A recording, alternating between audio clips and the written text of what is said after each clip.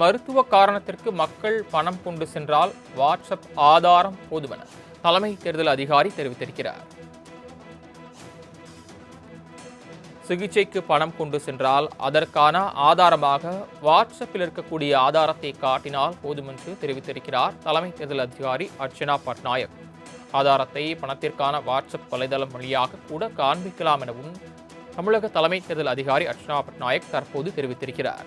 ரூபாய் 50,000ற்கு அதிகமான ரொக்கம் கொண்டு சென்றால் பறிமுதல் செய்யப்பட்டு வரக்கூடிய நிலையில் தற்போது குறிப்பாக மருத்துவ காரணத்திற்காக மருத்துவ சிகிச்சைக்காக பணத்தை கொண்டு செல்லும் போது அதற்கு ஆதாரமாக வாட்ஸ்அப்பில் இருக்கக்கூடிய விவரங்களை காட்டினால் போதுமானது என்று தெரிவித்திருக்கிறார்.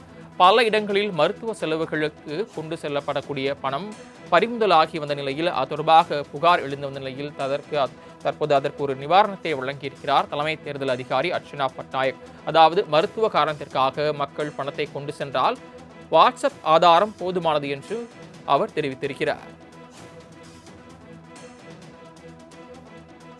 தேர்தல் நடத்தை விதிமுறைகள் அமலுக்கு வந்திருக்கக்கூடிய சூழ்நிலையில் ஆங்காங்கே தொடர்ந்து நிலைய கண்காணிப்பு குழுவினர், பறக்கும் படையினர் வாகன சோதனையில் ஈடுபட்டு வருகிறார்கள்.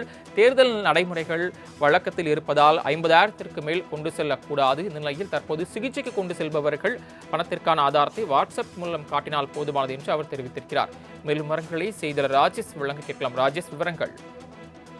சரவணன், வணக்கம். 2026 சட்டமன்ற தேர்தலை எதிர்கொள்ளும் விதமாக தேர்தல் ஆணையம் பல்வேறு வழிகாட்டுதல் நெறிமுறைகளை வெளியிட்டிருக்கிறார்கள்.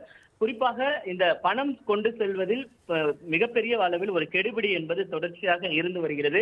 அதற்கான பல்வேறு விளக்கங்கள் தொடர்ச்சியாக தமிழக தேர்தல் அதிகாரி அவர்கள் தொடர்ச்சியாக கொடுத்து வருகிறார். இந்த நிலையில்தான் சிகிச்சைக்காக பணம் கொண்டு சென்றால் அதற்கான வழிமுறைகள் என்பது பின்பற்றப்பட வேண்டும் என்பதற்கான ஒரு சில முக்கிய அறிவிப்புகளை அவர் வெளியிட்டிருக்கிறார். அதில் மருத்துவ காரணத்திற்காக மக்கள் பணம் கொண்டு சென்றால் வாட்ஸ்அப் ஆதாரம் போதுமானது என்று அவர் தெரிவித்திருக்கிறார். ஏற்கனவே பல சம்பவங்கள் இம்மாதிரியாக நடந்து வருகின்றன. அதாவது போதிய ஆதாரங்கள் இல்லாமல் பணம் கொண்டு சென்றால் அதை பறிமுதல் செய்வதற்கு அனைத்து நடவடிக்கைகளும் எடுக்கப்படும் என்று ஏற்கனவே தெரிவிக்கப்பட்டிருக்கிறது.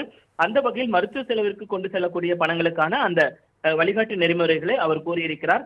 ஆதாரத்தை பணத்திற்கான வாட்ஸ்அப் வலைதளம் வழியாக கூட காண்பிக்கலாம் என்று அவர் தெரிவித்திருக்கிறார். மேலும் 50,000க்கும் அதிகமான ரொக்கம் கொண்டு சென்றால் பறிமுதல் செய்யப்படக்கூடிய நிலையில் அதற்கான விளக்கத்தை அவர் தெரிவித்திருக்கிறார். பல இடங்களில் மருத்துவ செலவுக்கு கொண்டு செல்லப்பட்ட பணங்கள் பறிமுதல் செய்யப்பட்டதாக ஆங்காங்கே மக்கள் கொந்தளித்த நிலையில் அதற்கான விளக்கத்தை அவர் அளித்திருக்கிறார்.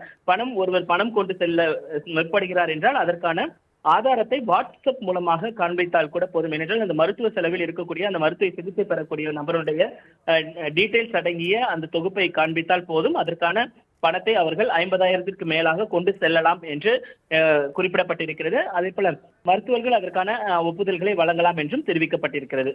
தாங்கள் வழங்கிய தகவல்களுக்கு